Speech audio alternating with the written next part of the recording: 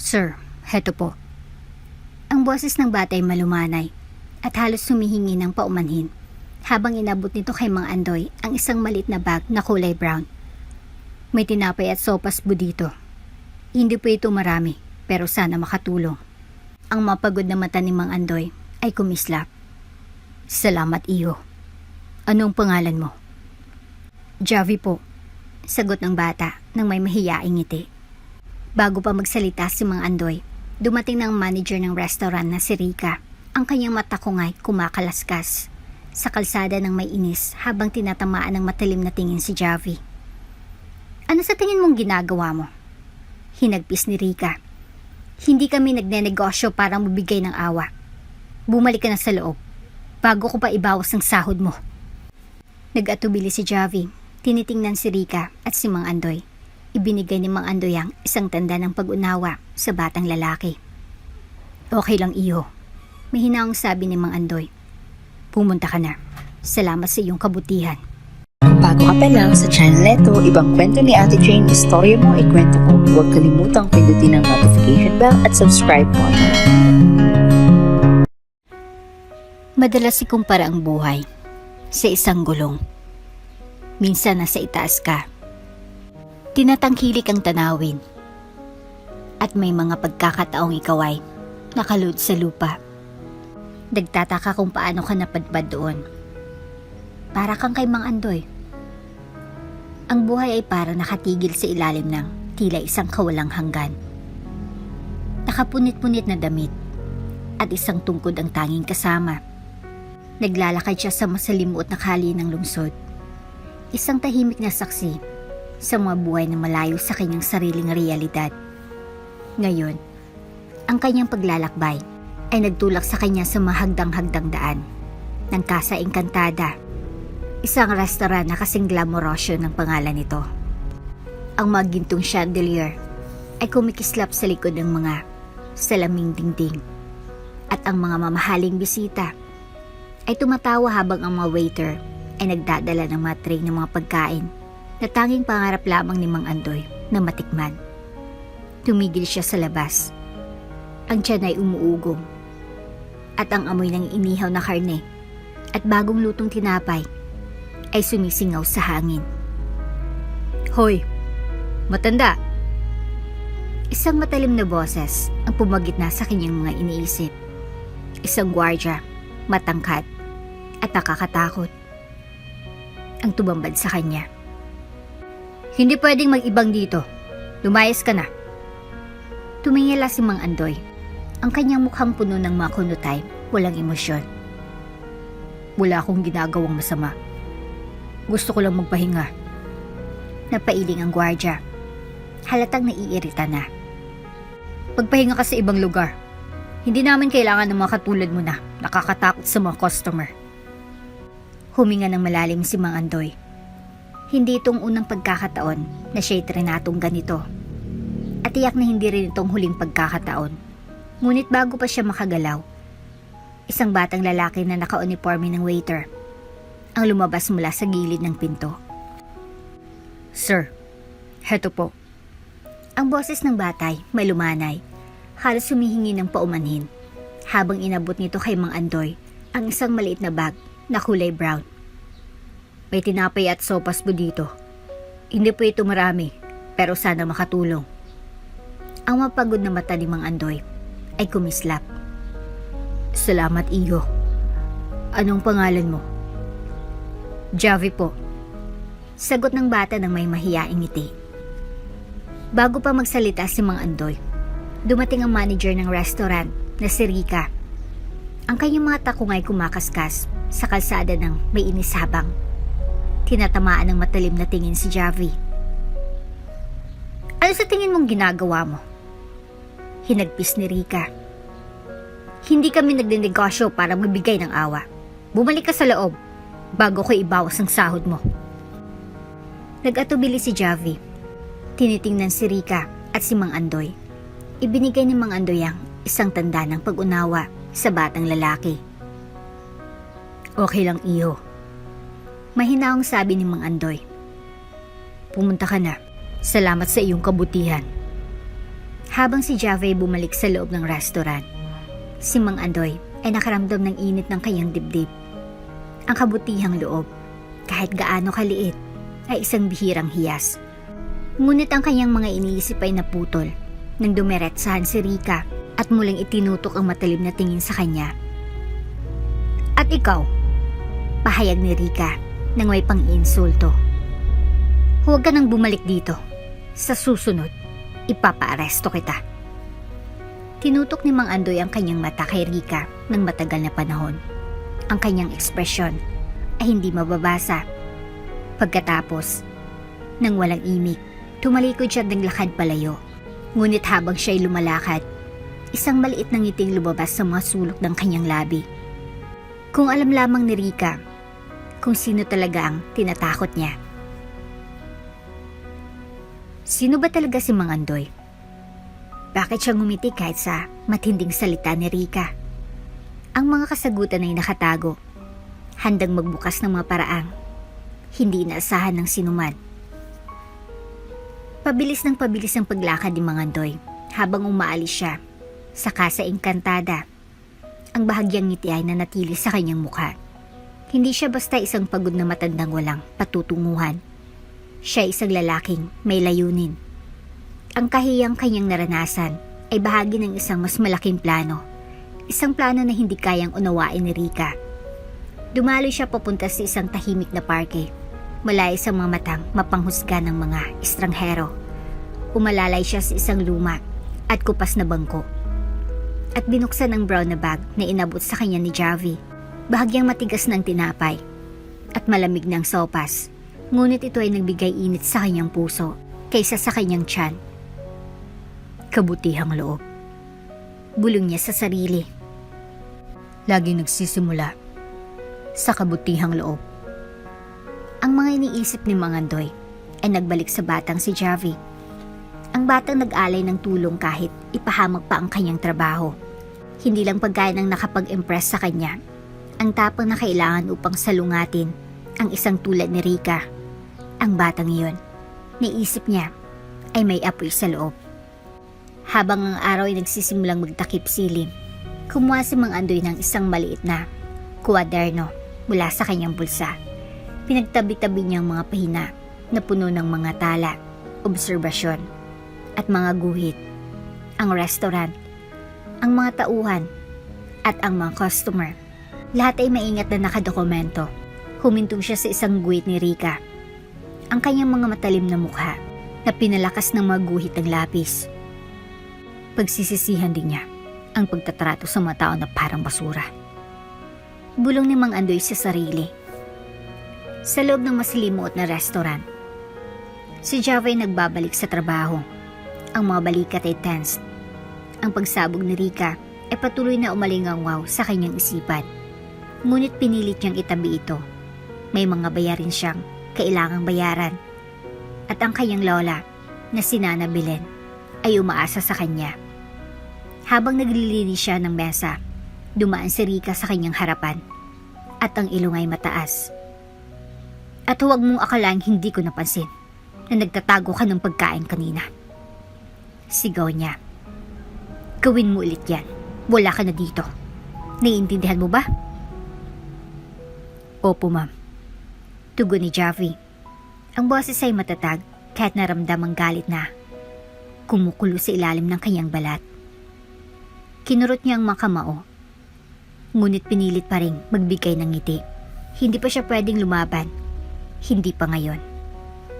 Gabi na nang magsimulang pagwawalis ng matauhan ng restaurant.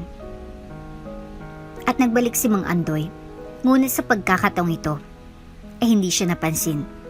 Mula sa isang madilim na sulok sa kabila ng kalsada, pinagmamasdan niya habang ang mga ilaw sa loob ay unti-unting namatay. Nakapako ang kanyang tingin kay Rika na nagbibilang ng pera sa registrar.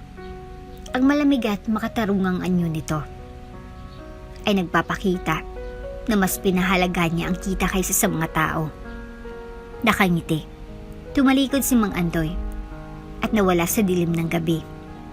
Bukas, magsisimula ng susunod na yugto ng kanyang plano. Hindi lang siya naroroon upang subukan ang mga pagpapahalaga ng mga tauhan. Naroroon siya upang yugyugin ang kanilang mundo. Ang tunay na plano ni Mang Andoy at paano ito makakaapekto kay Javi, Rika at sa buong Casa Encantada. Habang ang mga aninoy lumalapit, ang mga taya ay tumataas at ang mga lihim ay nagbabantang mabunyag. Kinabukasan ng umaga, buhay na buhay ang Casa Encantada. Sa karaniwang kaguluhan, ang mga waiter ay mabilis na naglalakad sa pagitan ng mga mesa. Ang mga chef ay sumisigaw ng mga utos sa kusina at ang matamis na amoy ng mga pastries ay sumasakop sa hangin. Para sa karamihan, isa na namang araw na tulad ng iba. Para kay Mang Andoy, ito ang simula ng isang mas malaking bagay. Mula sa kabila ng kalsada, pinagmamasdan niyang restaurant habang umiinom ng isang murang tasa ng kape. Ngayon, hindi siya nakasuot ng mga punit-punit na damit tulad ng nakaraang araw. Sa halip, suot niya ang isang malinis na puting kamiseta, mga pantalon na maayos, at mga sapatos na kinislap. Bagamat simple ang kanyang itsura, malinaw na hindi na siya kabilang sa mga kalsada. Tumawid si Mang Andoy sa kalsada at pumasok sa restaurant. Ang kampanilya sa itaas ng pinto ay malumanay na tumunog. Halos hindi siya napansin ng matauhan sa simula. Ngunit ang mga mata ni Rika ay agad na nagtama sa kanya. Ang mga matalim niyang kilay ay nagkunot. Merong isang pamilyar na bagay tungkol sa kanya, ngunit hindi niya ito matukoy. "Pwede po bang ipakita niyo sa akin ang isang mesa?" Tanong ni Mang Andoy sa isang waiter na dumaan. Nag-atubili ang waiter. Isang batang babae na tinawag ni Lila. Malinaw na sinabi ni Rika kahapon na may mga uri ng tao na hindi tinatanggap. Ngunit ngayon, si Mang Andoy ay hindi tumutugma sa mga katangian ng mga taong dapat iwasan. "Opo sir," sagot ni Lila. At inakay siya patungo sa isang mesa malapit sa bintana. Ngumiti si Mang Andoy. "Salamat Iha, napakabait mo." Habang siya'y naupo, napansin niya si Javi na may hawak na tray ng mga inumin. Sandali silang nagkatinginan at tumigil si Javi. Agad niyang nakilala si Mang Andoy, ngunit nagulat siya sa pagbabago. Itinaas ni Mang Andoy ang isang daliri sa kanyang labi na nagpapahiwatig kay Javi na manahimik, nalilito ngunit nagtitiwala. Tumango si Javi at nagpatuloy sa kanyang trabaho. Mula sa kanyang pwesto sa counter, pinantayan ni Rika si Mang Andoy na parang isang agila. May isang bagay tungkol sa kanya na hindi siya mapalagay. Hindi naman siya gumagawa ng kalokohan, ngunit ang paraan ng kanyang pagdala sa sarili, parang ang pakiramdam ay kabilang siya sa lugar na iyon, na siyang ikinagagalit ni Rika. "Lila," tawag ni Rika, at ipinagwagayway ang kamay upang tawagin siya. "Sinong lalaking yun? Parang pamilyar siya." "Hindi ko po alam," sagot ni Lila, na tumaas ang mga mata kay Mang Andoy. "Humingi lang siya ng mesa, kaya ipinakita ko sa kanya." "Bantayan mo siya," sabi ni Rika. Ang boses ay puno ng pagkamuhi. Hindi siya mukhang karapat-dapat dito. Tumango si Lila ng may pag-aalinlangan, bagamat hindi niya maintindihan kung bakit ganun kalakas ang atensyon ni Rika sa isang magalang at maayos na bihis na tao. Habang tinatangkilik ni Mang Andoy ang kanyang pagkain, isang simpleng plato ng manok at kanin na maayos na inayos, tahimik niyang pinagmamasdan ng lahat ng nangyayari sa paligid niya. Napansin niya kung gaano nakipag-ugnayan si Javi sa mga customer, palaging magalang at tapat. Kahit pa sa ilalim ng matinding presyon, napansin din niya kung paano mag-utos si Rika. Ang matalim niyang boses ay tumatagos sa buong restaurant na parang latigo. Nang matapos ang pagkain, tinawag ni Mang Andoy si Lila. "Pwede mo bang dalhin sa akin ang manager?" Nag-atubili si Lila.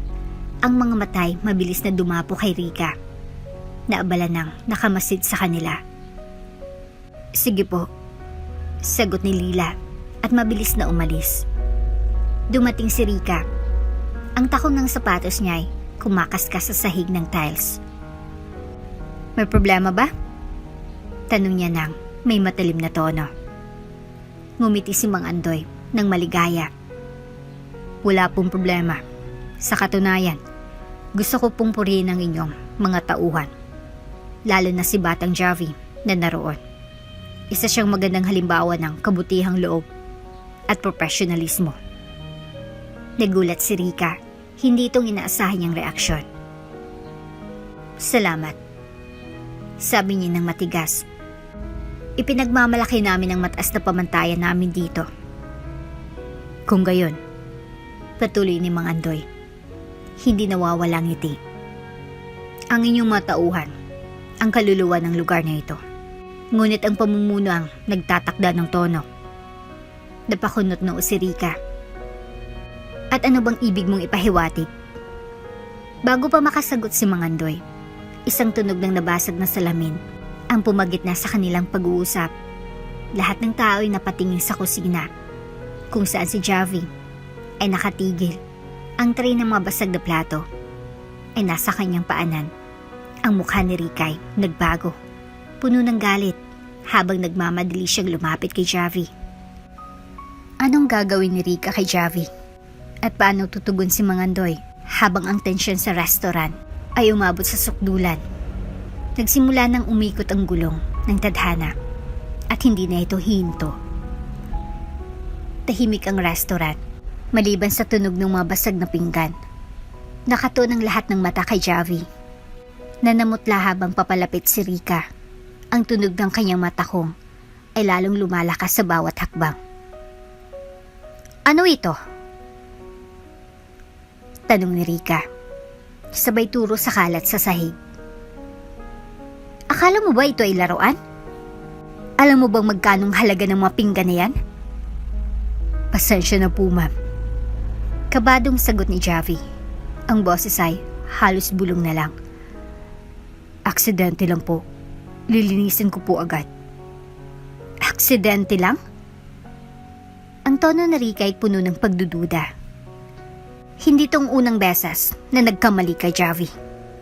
Siguro hindi ka talaga para sa trabaho ito. Ibinaba ni Javi ang kanyang ulo. Hinawakan ang gilid ng kanyang apron upang pigilan ang mauga ng kanyang mga kamay. Hindi matitiis ang kahiyan, ngunit kailangan niya ang trabahong ito. Nagtitiwala ang kanyang lola sa kanya. Excuse me. Kalmadong tinig ni Mang Andoy, ang pumagitna sa tensyon. Hindi ko po nais na makialam, ngunit mukhang nangyayari ang mga aksidente sa mga pinakamagaling sa atin. Sigurado akong isang masipag na batang katulad ni Javi ay nararapat ng konting pag-unawa. Lumingon si Rika kay Mang Andoy. Ang mga matay humigpit ang tingin. Sa buong galang, sir, wala po kayong pakialam dito. Sumandal si Mang Andoy sa upuan. Ang kanyang anyo ay hindi tinablan. Ngunit bilang isang nababayad na customer, masasabi kong pakialam ko po ito. Pagkatapos ng lahat, ang paraan ng pagpapahalaga ng isang negosyo sa mga tauhan nito ay malaki ang sinasabi tungkol sa kanilang mga pagpapahalaga. May ilang mga bulungan mula sa ibang mga customer habang napansin nilang nangyayari na mula si Rika sa galit. Kung maaari lang po, sabi niya ng may kayabangan, kailangan kong ayusin ito ng pribado. Ngumiti lang si Mang Andoy. Ang matalim niyang tingin ay nagpatigil kay Rika. Oo, syempre. Sigurado akong maayos mo ito ng patas. Sa loob ng kusina, nakalod si Javi sa sahig. Pinupulot ang piraso ng mga porselana gamit ang nanginginig niyang mga kamay. Ramdam niyang bigat ng galit ni Rika na para bang isang ulap ng bagyo na nakatambay sa ibabaw niya. Ngunit habang siya naglilinis, hindi niya maiwasang isipin ang mga salitang sinabi ni Mang Andoy. Sa unang pagkakataon sa mahabang panahon, may isang tao na tumayo para sa kanya. Salamat po. Bulong niya sa sarili. Hindi niya alam kung bakit, ngunit naramdaman niyang isang sigla ng determinasyon. Hindi siya magpapatalo kay Rika. Hindi ngayon. Bumalik si Mang Andoy sa kanyang mesa at dahan-dahang ininom ang kanyang kape na para bang wala siyang pakialam sa kaguluhan sa kanyang nilka. Ngunit sa ilalim ng kanyang kalmadong anyo, mabilis ang pag-iisip ng kanyang utak. Ipinakita ni Javi ang tapang at kababaang loob. Mga tangiang labis na hinahangaan ni Mangandoy. Ngunit si Rika, siyang epitome ng lahat ng hindi niya gusto. Kayabangan, kasakiman, at kakulangan sa malasakit. Habang pinagmamasdan ni Mangandoy si Rika na bumalik sa sahig, ang maskara ng katahimikan ay muling nakabigkis sa kanyang mukha. Bumalik ang ngiti ni Mangandoy. Wala siyang ideya na ang mga araw ni Rika ng pagiging mataas at malupit sa iba ay mabibilang na. Pagdating ng gabi, habang tapos ng mga tauhan sa kanilang trabaho, tumunog ang telepono ni Rika. Nagkunot ang kanyang noo nang makita ang hindi kilalang numero sa screen, ngunit sinagot pa rin niya ito. Hello? Isang malalim na boses ang sumagot, makinis ngunit may kapangyarihan. Magandang gabi, Miss Rika. Ako po si Mr. Santiago, ang may-ari ng Casa Encantada. Napatigil si Rika.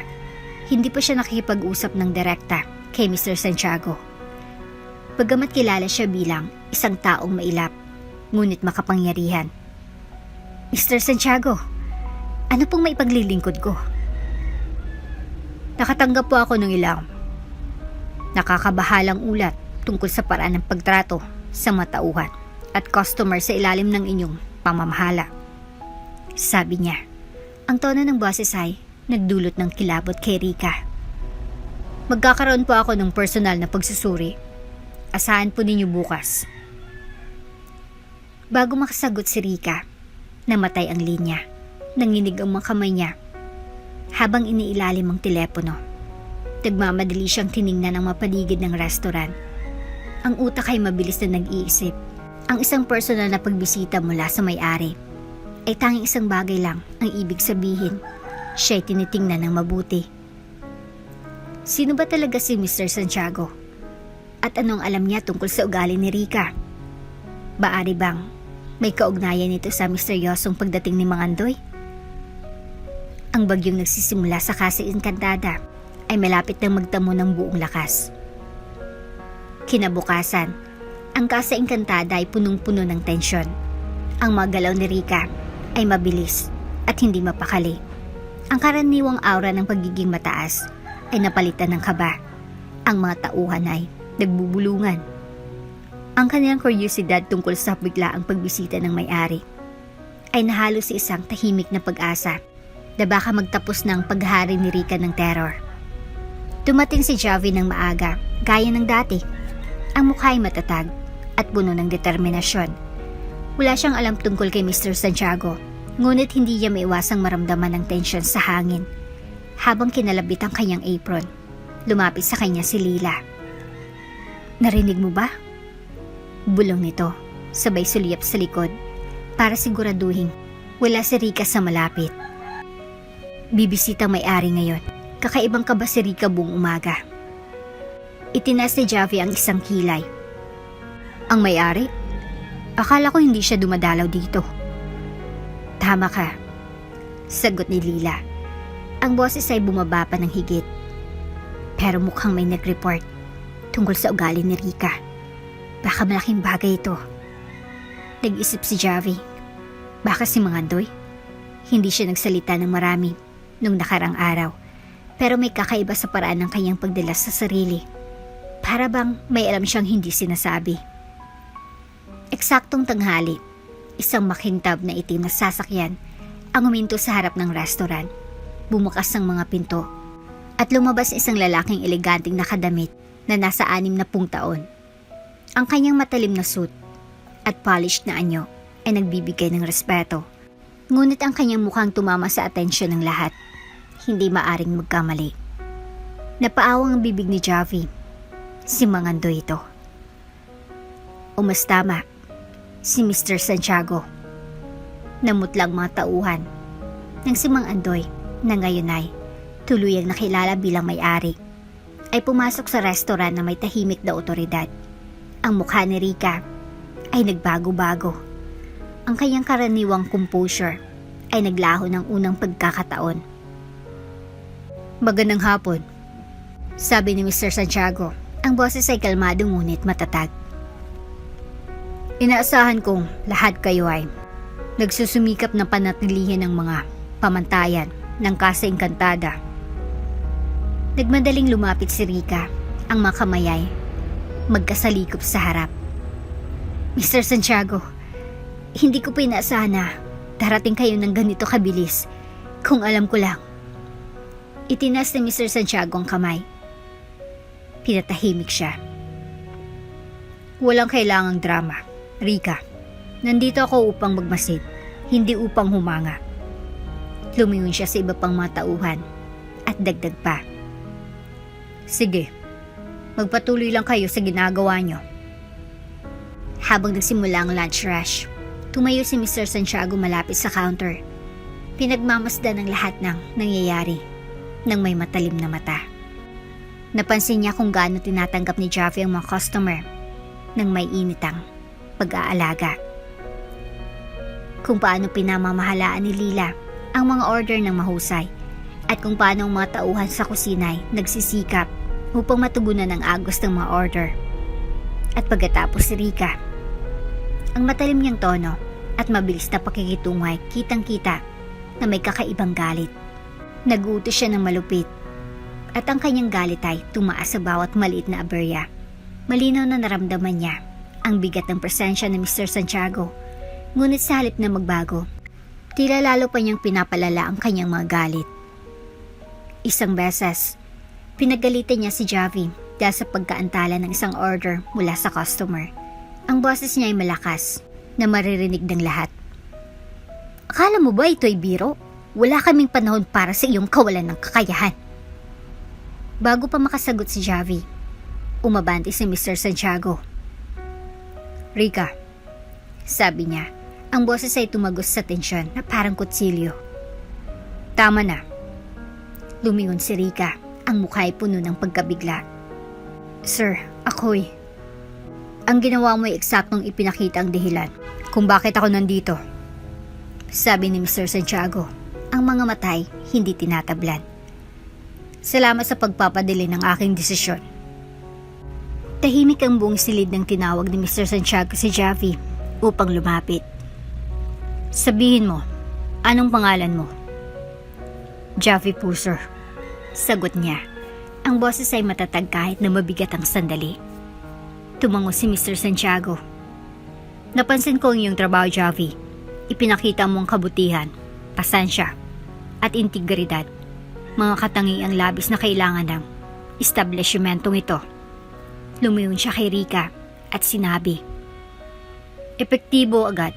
Ikaw ay tinatanggal sa iyong tungkulin bilang manager." Napaluhod si Rica, ang bibigay nakanganga. "Pero sir..." "Walang dahilan upang magtalo." Pinutol siya ni Mr. Santiago. "Ang iyong mga aksyon ay mas malakas pa kaysa sa anumang dahilan na maaari mong ibigay." Habang nakatayo si Rica, na frozen sa pagkabigla, naglakad si Mr. Santiago patungo sa mga natitirang tauhan. "Naway maging aral ito. Ang restaurant na ito ay magtatagumpay hindi sa takot, kundi sa respeto at malasakit. Ang mga nagtataglay ng mga pagpapahalagang ito ay paparangalan." Habang umalis si Rica na talunan, ang matauhan ay nagdiwang ng tahimik. Ngunit ano ang susunod na mangyayari kay Javi? At bakit pinili ni Mr. Santiago na ipakita ang kanyang sarili sa oras na ito? Ang mga anino ng kanyang nakaraan ay malapit ng magbukas, na nagbabanta ng pagbabago sa lahat ng bagay. Pumaligid ang pinto ng malakas nang umalis si Rica. Ang mga takong niya ay pumapalo sa kalsada. Sa loob ng Casa Encantada, nagbagong atmosfera. Ang pakiramdam ng kaluwagan ay nahulaan ng kuryosidad habang ang mga tauhan ay nagtatanungan at nagbubulungan tungkol kay Mangandoy, umastamang sabihin kay Mr. Santiago. Nakatayo si Javi na parabang na stone wall. Ang bigat ng sandali ay bumigat sa kanya. Hindi siya sigurado kung dapat bang magalak o mag-alala. Ang lalaking noon ay Tila ordinaryo lamang, ngayon ay ipinakita bilang may-ari ng lahat ng ito. Ngunit bakit siya pumasok ngayon? Lumapit si Mr. Santiago kay Javi. Ang kanyang matalim na tingin ay nagbago, naging malumanay. Javi, maaari ba kitang makausap ng pribado? Tumango si Javi. Sinundan siya ni Mr. Santiago papunta sa isang tahimik na sulok ng restaurant. Pinagmamasdan siya ng makasamahan. Ang mga matay, malalaking tanong. Ngunit wala ni isa ang naglakas loob na lumapit. Sabihin mo sa akin tungkol sa'yo, sabi ni Mr. Santiago. Ang boses ay kalmado ngunit may bahid ng pagsusuri. Saan ka galing? Bakit mo pinili ang magtrabaho dito? Nag-atubili si Javi. Hindi sigurado kung gaano karami ang dapat ibahagi. Ngunit may isang bagay sa ekspresyon ni Mr. Santiago. Isang halo ng otoridad at totoong interes na nagbigay sa kanya ng kaginhawaan. Lumaki po ako sa lungsod, sir. Nagsimula si Javi. Pumanaw po ang mga magulang ko ilang taon nang nakalipas at mula noon, ako nang nag-aalaga sa lola ko, si Nana Belen. Kinuha kong trabaho ito para masuportahan siya. Siya lang ang lahat sa akin. Nagangat ang kilay ni Mr. Santiago at sumulyap kay Javi. Si Nana Belen. Bulong niya, halos para sa sarili. Sigurado akong ipinagmamalaki ka niya. Tumango si Javi. Sana po, gusto ko lang po maging magaan ang buhay niya.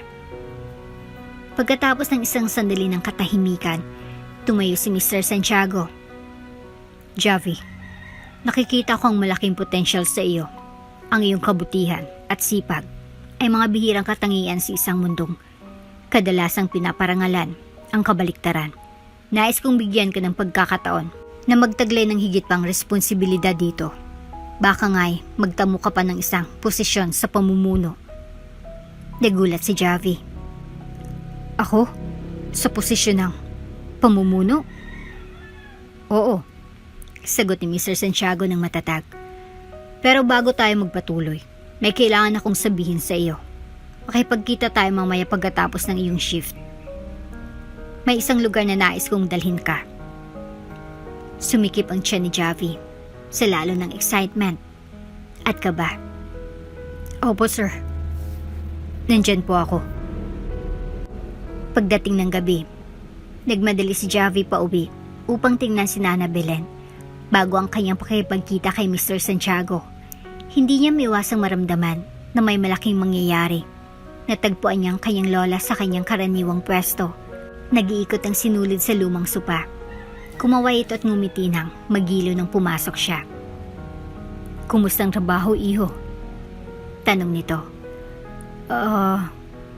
Interesante. Sagot ni Javi. Umupo sa tabi ng lola. May nangyari kanina. Dumating ang may-ari ng restaurant, si Mr. Santiago.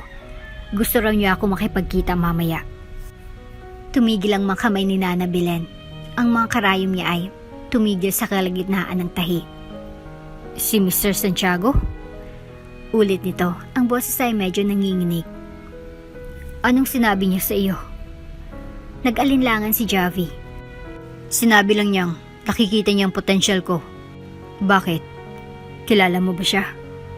Ang mata ni Nana Belen ay naging malayo. Parang nag-aalala at nagbabalik tanong sa mga alaala na matagal niya nang nais kalimutan. Narinig ko na siya. Maingat na sagot nito. Mag-ingat ka, Javi. Ang matulid niya ay hindi umakyat sa kapangyarihan. Nang hindi gumagawa ng masakripisyo, hindi lahat sa kanila ay mabuti. Tumagilid ang ulo ni Javi. Nagugulan sa cryptic na babala ng lola. Pero mabait naman po siya sa akin. Hinawakan niya si Nana Belen sa kamay at hawak ay matatag. Pangako mo sa akin, mag-iingat ka. Minsan, ang kabutihan ay nasa ibabaw lang ng isang mas malalim na kwento. Nang gabing iyon, isang makintab na itim na sasakyan ang huminto sa harap ng maliit na bahay ni Javi. Nasa likod ng sasakyan si Mr. Santiago. Itinuturo si Javi na sumama sa kanya habang ang sasakyan ay tumulak. Hindi maiwasan ni Javi na papansin kung gaano katahimik ang kalsada. Ang karaniwang ingay ng lungsod ay pinalitan ng isang nakakabinging katahimikan. "Saan po tayo pupunta, sir?" tanong ni Javi. Ang boses ay bumiyak sa katahimikan. "Pupunta tayo sa isang lugar na may maraming alaala para sa akin," sagot ni Mr. Santiago. "Isang lugar kung saan gumawa ako ng mga desisyon na nagbago ng aking buhay at ng buhay ng iba magpakailanman." Ang sasakyan ay dumaan sa mga kalsada ng lungsod bago huminto sa gilid ng isang lugar na matagal nang pinabayaan. Agad nakilala ni Javi ang lugar. Dito naninirahan dati ang kanyang lola. Dito kung saan ang mga kwento ng pagkawala at pakikibakay nakaukit sa bawat pader na basag at mga naluluhang karatula. "Dito," sabi ni Mr. Santiago. Lumabas sa sasakyan at itinutok ang kamay kay Javi upang sundan siya. Habang papalapit sila sa isang gusali na malapit ng gumuho, ang mga sirang bintana ay kumikislap sa mababang liwanag ng mga streetlight. Naramdaman ni Javi ang lamig na dumaan sa kanyang likod. Ang hangin ay mabigat sa mga kwentong hindi pa nabubunyag at hindi niya maialis ang pakiramdam na malapit na siyang maging bahagi ng isa sa mga ito. Anong mga lihim ang nakatago sa gusali na iyon? Bakit dinala ni Mr. Santiago si Javi dito? At anong koneksyon nito sa cryptic na bahala ni Nana Belen? Ang mga sagot ay mas malapit kay Javi kaysa sa kanyang inaasahan, ngunit tiyak na may kapalit. Nag-atubili si Javi sa pinuntahan ng gusaling unti-unting gumuho. Ang mga sirang bintana at mga pader na tinatabunan ng graffiti ay tila bumubulong ng mga kwento ng pagpapabaya at sakit. Nakatayo si Mr. Santiago sa tabi niya. Ang ekspresyon nito ay hindi babasa, ngunit ang mga mata nito ay may kabigatan na hindi maikakailan ni Javi. "Ang lugar na ito," nagsimula si Mr. Santiago. Ang boses ay mababa. "Dati ay puno ng buhay. Dito nagbabalik ang matawa ng mga bata. Dito ipinanganak ang mga pangarap. Ngunit pinabayaan ko ito." "Ano pong ibig ninyong sabihin?" tanong ni Javi. Ang boses ay halos isang bulong. Malalim na huminga si Mr. Santiago at itinuro ang pasukan. "Pumasok ka. Kailangan mong makita ito ng sarili mo." Sa loob ng gusali ay madilim at mabaho. Ang madating maliwanag na pader ay pabalik-balik na nagbabalat at natutuklap. Sinundan ni Javi si Mr. Santiago sa isang makitid na pasilyo na nagbukas ng isang malaki at dim na kwarto. Ang lugar ay nakakakilabot na pamilyar, ngunit hindi matukoy ni Javi kung bakit. Ang mga lumang laruan at sirang kasangkapan ay nagkalat sa sahig. Ang mga pader na may mga lumang mural ng mga batang nakangiti ay nakadikit pa sa dingding. "Dati ito isang ampunan," sabi ni Mr. Santiago. Ang boses ay may halong panghinayang. "Pinunduhan ko ito maraming taon nang nakalipas. Umaasa na makabawi ako sa komunidad na kinalakhan ko, ngunit pinabayaan ko ito." Kumunot ang noo ni Javi. "Hindi ko maintindihan. Bakit niyo ito ipinakita sa akin?" Lumapit si Mr. Santiago sa isang sulok ng kwarto, kung saan isang lumang litrato na nakalagay sa sirang frame. Inalis ito at pinunasan ang aligabok bago inabot kay Javi. Ang larawan ay nagpapakita ng isang grupo ng mga bata na nakatayo sa harap ng ampunan. Ang mga mukha nila ay puno ng inosenteng saya. Tumalab ang pighati sa dibdib ni Javi. Sa sulok ng larawan, mahirap makita, ngunit hindi pwedeng ipagkamali ang batang si Nana Belen. Hindi pwede ito," sabi ni Javi. Ang bibigay parang matigas. "Iyan ang lola ko." Tumango si Mr. Santiago ng mabigat. Si Nana Belen ay isa sa mga batang tumira dito. Isa siya sa huling umalis bago magsara ang ampunan. Pabilis ang pagtakbo ng isip ni Javi habang sinusubukang intindihin ang koneksyon. "Kilala ninyo siya? Kaya ninyo ako pinakikita ngayon?" Nag-atubili si Mr. Santiago. ang kanyang karaniwang tiwala ay nagbago. Oo, kilala ko siya.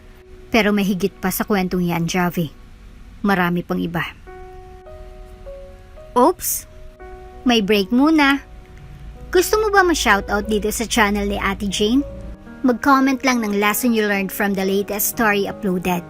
Dahil pipili kami ng isang best comment of the day para i-shoutout sa susunod na upload. Kaya huwag kalimutang mag-iwan ng lesson you learned after you watch this video. Maraming salamat! Ang hangin ay nagbago. Mabigat na ang tensyon habang mga susunod na salita ni Mr. Santiago ay naghanging sa katahimikan.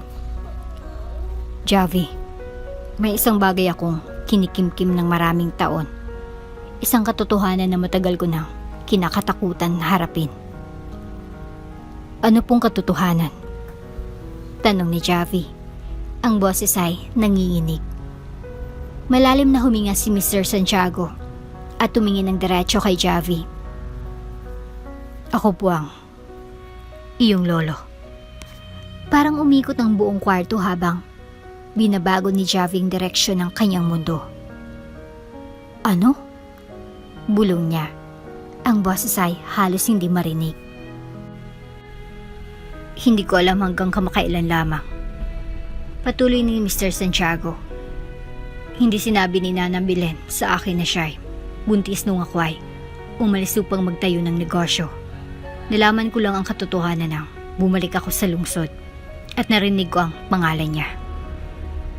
Pumaatras si Javi. Ang isip ay naguguluhan. Iniwan mo siya. Pinabayaan mo siya at ang lugar na ito? Oo. Amin ni Mr. Santiago. Ang boses ay puno ng panghinayang. Bata pa ako at hangal. Bulag sa ambisyon. Akala ko makakabalik ako balang araw at maayos ko ang lahat. Pero nung mga panahong iyon, huli na. Hinuwakan ni Javi ang mga kamao. Ang galit ay sumiklab mula sa kaibuturan ng kanyang puso. Akala mo ba ang pagpapakita sa akin ng lugar nito at ang kwento ng iyong pagsisisi ay makakabawi sa ginawa mo? Ang lola kong nagpalaki sa aking mag-isa. At hindi ka nandyan. Hindi mo pwedeng pasukin ang buhay namin at magpanggap na nagmamalasakit ka. Ibinaba ni Mr. Santiago ang kanyang ulo. Ang mga balikat ay bumagsak sa bigat ng mga salita ni Javi. Hindi ko inasahan ang iyong pagpapatawad, Javi. Ngunit nais kong ayusin ang mabagay para sa iyo, para kay Nana Belen, at para sa mga taong pinabayaan ko. Hinigpitan ni Javi ang panga. Paano? Nais kong muling tayo ang ampunan. Sabi ni Mr. Santiago, ang boses ay matatag. Kahit na puno ng kalungkutan. Gusto kong gawing muling lugar ng pag-asa at nais kong tulungan mo ako. Pinagmamasdan ni Javi si Mr. Santiago. Ang emosyon ay nagsasalungatan sa kanyang puso. Sa isang banda, gusto niyang iwan ng lalaki at ang lahat ng pagsisisi nito. Ngunit sa kabilang banda, iniisip niya ang mabatang maaring makatagpo ng kaligtasan at pagmamahal sa isang muling binuong ampunan. Iniisip din niya na si Nana Belen at lahat ng kanyang isinakripisyo para sa kanya. Huwag mong isipin na pinapatawad kita. Sabi ni Javi, ang boses ay matatag. Pero kung itong talagang tungkol sa pagtulong sa iba, pag-iisipan ko para sa kanila, hindi para sa iyo. Tumango si Mr. Santiago. Ang ekspresyon ay halo ng kaluwagan at kalungkutan. Iyan lang ang hinihiling ko. Habang nilisan ni Javi ang gusali, ang puso niya ay puno ng mga hindi pa nasasagutang tanong at emosyon. Hindi niya maiwasang maramdaman na ito pa lang ang simula. Anong iba pang mga lihim ang nakatagong bahagi ng nakaraan ni Mr. Santiago? At paano kaya tatanggapin ni Nana Belen ang katotohanan? Ang mga sagot ay mas malapit kay Javi kaysa sa inaakala. At tiyak na magbabago ang lahat. Tahimik na naglakad pa uwi si Javi. Ang litrato ng ampunan ay mahigpit na hawak sa kanyang kamay. Malabong mga ilaw ng lungsod sa paligid niya habang ang isip niya ay mabilis na pumapalakpak sa mga tanong. Paano nga ba natago ng lola niya ang isang bagay na ganito kahalaga? At bakit ngayon, matapos ang lahat ng mga taon, ipinakita ni Mr. Santiago, Mang Andoy, ang kanyang sarili? Pagdating ni Javi sa bahay, tumigil siya sa pintuan. Sa loob, narinig niyang humuhuni si Nana Belen. Isang awit na madalas niyang kantahin kapag akala niyang walang nakikinig. Nakakapagbigay ito ng aliw at pamilyaridad. Ngunit sa gabing ito, ramdam na puno ng mga lihim. Binuksan niya ang pinto. "Lola," tawag niya. Ang boses ay may kabuntot na tensyon. Itinaas ni Nana Belen ang mata mula sa kanyang upuan. Ang mga kamay na tinatahi ay nakapatong sa kanyang mga hita. "Javi, ang late mo yata. Ayos bang usapan niyo ng may-ari?" Umupo si Javi sa tapat niya at ipinakita ang litrato. "Lola, sino ito?" Napalayo ang kulay ng mukha ni Nana Belen nang tumingin siya sa larawan. Ang mga kamay niya ay nanginginig habang inabot ang litrato. Ang mga labi niya ay humigbit. "Saan mo nakuha ito?" tanong niya. Ang boses ay halos isang bulong. "Mula sa kanya, si Mr. Santiago," sagot ni Javi. Ang tono ng boses ay mas malalim kaysa sa kanyang inaasahan. "Sinabi niyang lahat, Lola. Tungkol sa ampunan, tungkol sa iyo, tungkol sa pagiging lolo ko." Pumikit si Nana Belen. Isang patak ng luha ang dumaloy mula sa kanyang pisngi. "Inaasahan ko, hindi mo kailangang malaman ito." Lumapit si Javi at nagsimulang magtampo. "Bakit hindi mo sinabi sa akin, Lola? Lahat ng ito. Akala ko tayo lang. Lagi mo sinasabi na wala tayong kailangan na iba." Binuksan ni Nana Belen ang mga mata. Ang mga titig ay mabigat na puno ng kalungkutan. "Dahil ayokong dalhin mo ang sakit na dala ko, iho. Ang iyong lolo. Iniwan niya ako noong pinakailangan ko siya. Pinili niyang ambisyon kaysa sa pamilya." Naputol ang boses ni Nana Belen hanggang sa nagpapatuloy siya. "Nung magsara ng ampunan, wala akong mapuntahan. Nakahanap ako ng trabaho bilang isang katulong. Dumaan sa hirap para mabigyan kita ng buhay na nararapat sa iyo. Ayokong pagtataksil niya ang magdulot ng anino sa atin." Ang galit ni Javi nagbago at naging kalungkutan. "Pero nandiyan na siya ngayon, Lola. Sabi niya nais niyang itama ang lahat." Tumigas ang mukha ni Nana Belen.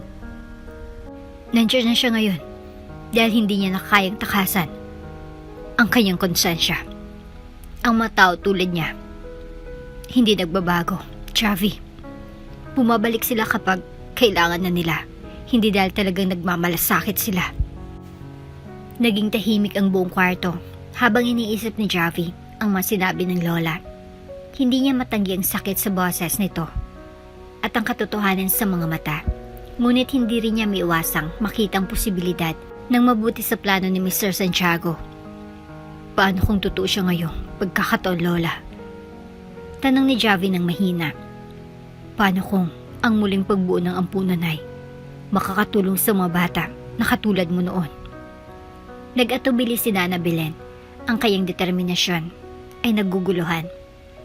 Ang pagtulong sa mga bata ay isang marangal na layunin, Javi. Ngunit huwag mong hayaang gamitin niya ito upang makuha ang iyong pagpapatawad. Hindi mo siya utang na loob. Dahan-dahang tumango si Javi. Hindi pa rin sigurado kung paano sasagutin ang sitwasyon. Ang bigat ng desisyon ay bumigat sa kanyang balikat. Maaari ba niyang pagkatiwalaan ang intensyon ni Mr. Santiago o tama si Nana Belen na mag-ingat? Kinabukasan, bumalik si Javi sa Casa Encantada. Ang isip ay patuloy na nag-iisip. Naghihintay si Mr. Santiago sa isang pribadong opisina. Ang kanyang postura ay kalmado ngunit mapanuri. "Nakapag-usap ka na ba sa lola mo?" tanong ni Mr. Santiago. Tumango si Javi. "Sinabi niya sa akin ang lahat tungkol sa nangyari noon, tungkol sa pag-alis mo." Tumas ang panga ni Mr. Santiago, ngunit hindi siya nagsalita. Huwag mong gawing dahilan ng ampunan para makuha ang pagpapatawad ko. Patuloy ni Javi. Huwag mo kaming gawing bahagi ng iyong pagsisisi, ngunit may kondisyon ako. Tumas ang kilay ni Mr. Santiago. Nakikinig ako. Malalim na huminga si Javi. Kung itatayo natin ulit ang ampunan, gusto kong makialam sa bawat desisyon. Gusto kong mayroong buong transparency tungkol sa pinagmumula ng pera at kung paano ito gagastusin. At gusto ko rin makialam ang lola ko. Karapatan niya yun. Isang maliit na ngiti ang kumurap sa mga labi ni Mr. Santiago. Pati ikaw, Javi. Kamukha mo siya. Matatag. Determinado. Hindi madaling magkompromeso. Di pa yan sagot, sabi ni Javi habang inikrus ang kanyang mga braso. Tumawa ng konti si Mr. Santiago. Tama ka, may pangako ako, Javi. Ito ay magiging proyekto natin at ang karunungan ng lola mo ang magiging gabay natin. Nagkamay ang dalawa. Isang maingat na alyansang nagsimulang mabuo sa pagitan nila. Habang umalis si Javi mula sa opisina, ramdam niyang magkahalong pag-asa at kabalisahan. Kinuha niyang unang hakbang patungo sa isang bagay na mas malaki kaysa sa kanyang sarili. Ngunit hindi niya malis ang pakiramdam na ang daraan ng daan ay hindi magiging madali. Nang gabing iyon, habang nakahiga si Javi sa kanyang kama, ang kanyang telepono ay nagbuzz ng isang mensahe mula sa isang hindi kilalang numero. Mag-ingat ka sa mga pinagkakatiwalaan mo. Hindi lahat ay tulad ng inaakala mo. Sinong nagpadala ng mensahe? At anong mga nakatagong katotohanan ang naghihintay pang lumabas? Nakatitig si Javi sa screen ng kanyang telepono. Ang mensahe ng text ay parang nagsusunog sa kanyang isipan. Mag-ingat sa mga pinagkakatiwalaan mo. Hindi lahat ay tulad ng inaakala mo. Mabilis ang tibok ng kanyang puso habang binabasa niya itong muli. Walang pangalan, walang numero. Isang nakakatakot na babala na nag-iwan sa kanya ng maraming tanong. Sinong nagpadala? Tungkol ba ito kay Mr. Santiago? Tungkol sa ampunan? O baka naman may isa pang tao na nais siyang manipulahin? Ang pag-iisip tungkol dito ay naging dahilan upang mawalan siya ng tulog. Si Javi pabalik-balik sa kama. Ang bigat ng mensahe, naghahalo ng alon sa kanyang emosyon. Nang magdapit hapon, nakagawa siya ng desisyon. Hindi siya papayag na hadlangan siya ng takot o duda, ngunit hindi rin siya magtitiwala ng bulag sa kahit sino, hindi man kay Mr. Santiago. Kinabukasan, bumalik si Javi sa Casa Encantada para makipagkita kay Mr. Santiago. Muling binuksan ang restaurant sa ilalim ng bagong pamamahala. Ang mga tauhan ay mas masigla, nagtatrabaho ng may bagong layunin. Pati si Lilay, tila mas magaan ng pakiramdam. Bumingiti habang nagsisilbi ng mga customer na wala nang mahigpit na pagmamasid ni Rica. Pinagtagpo ni Mr. Santiago si Javi sa kanyang pribadong opisina na may malawak na blueprint na nakalatag sa mesa. Javi, pinasimulan ko ng aking team para gumuhit ng mga plano para sa ampunan. Gusto kong suriin mo ito kasama ako. Lumapit si Javi at minagmasdan ng mga detalyadong guhit. Ang gusali ay dinisenyo upang maging moderno ngunit malugod, na may mga silid-aralan, dormitoryo, at pati isang maliit na palaruan. Higit pa ito sinaasahan ni Javi. At saglit, nakaramdam siya ng kaunting pag-asa. Mukhang maganda. Maingat na sinabi ni Javi. Pero kailangan ko pa rin malaman. Bakit ngayon?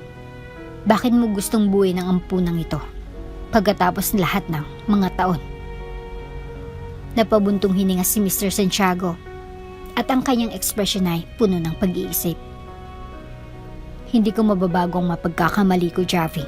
Ngunit maaari kong subukang itama. Hindi ito tungkol lamang sa nakaraan. Tungkol ito sa pagbibigay ng pagkakataon sa mga bata para sa mas magandang kinabukasan. Tumango si Javi, ngunit ang mensahe na tanggap pa rin ay hindi nawawala sa kanyang isipan. Nagdesisyon siyang magtanong pa. At saan manggaling ang pondo? Hindi ito isang maliit na proyekto. Nagtagpo ang mga mata nila ni Mr. Santiago. Mula sa aking personal na ipon. Maganda naman ang naging takbo ng negosyo ko sa mga taon. Pero ang yaman ay walang kahulugan kung hindi ito magagamit para sa mas mataas na layunin. Ang sagot ay, nakumbinsi siya. Ngunit hindi pa rin maalis ni Javi ang pakiramdam na may isang bagay na hindi sinasabi. Nang gabing iyon, dinala ni Javi ang blueprint pa uwi upang ipakita kay Nana Belen. Ang mga mata ni Nana Belen ay naging malumanay habang tinitingnan ang mga plano. Ang mga daliri ay gumuguhit sa mga linya ng ipinagpaplanong gusali. Ang planong ito ay maring maging maganda. Aminin niya. Kung magagawa ng tama. Ngumiti si Javi. Kaya gusto ko nang makialam, Lola, ang iyong karanasan, ang iyong karunungan. Baka katulong ito ng malaki. Nag-atubili si Nana Belen, ngunit tumango rin. Sige iho, pero huwag tayong magpapadala agad. Tignan natin kung paano ito magaganap. Habang lumipas ang mga araw, ibinuhos ni Javi ang kanyang oras at lakas sa proyekto. Si Mr. Santiago at siya ay nagsimulang maghanap ng mga lokasyon, makipagpulong sa mga arkitekto, at pag-usapan ng mas maliliit na detalye ng ampunan. Pati si Nana Belen ay sumama sa ilang pulong, at ang kanyang maingat na pag-aproba ay unti-unting naging tunay na interes. Ngunit hindi kilalang Tex ay patuloy na sumusunod kay Javi. Bawat pagkakataon na makita niya si Mr. Santiago, bawat bagong desisyon na ginagawa, palagi niyang tinatanong kung siya ba'y minamanipula. Isang gabi, habang inaayos ni Javi ang mga lumang files sa opisina ng restaurant, napansin niyang may nakasaradong drawer sa desk ng Mr. Santiago. Tumigil siya. Ang kanyang kuryosidad ay nabuhay. Anong nakatago? May hinahanap ka ba? Isang boses ang nagpagulat sa kanya. Dahil dito, mabilis siyang lumingon at nakita si Mr. Santiago na nakatayo sa pinto, ang mukha ay walang emosyon. Pinapalinis ko lang po. Mabilis na sagot ni Javi habang umiwas mula sa drawer. Wala akong intensyong makialam. Lumapit si Mr. Santiago, ang kanyang mga matay matalim at matatag. May mga bagay na mas mabuting nakatago, Javi. Hindi lahat ng katotohanan ay nagdudulot ng kapayapaan. Pumiglas ang lalamunan ni Javi, ngunit tumango siya. Niintindihan ko. Nang gabing iyon, habang naglalakad si Javi pauwi, naramdaman niyang lamig ng hangin. Ang mga kalye ay hindi karaniwang tahimik.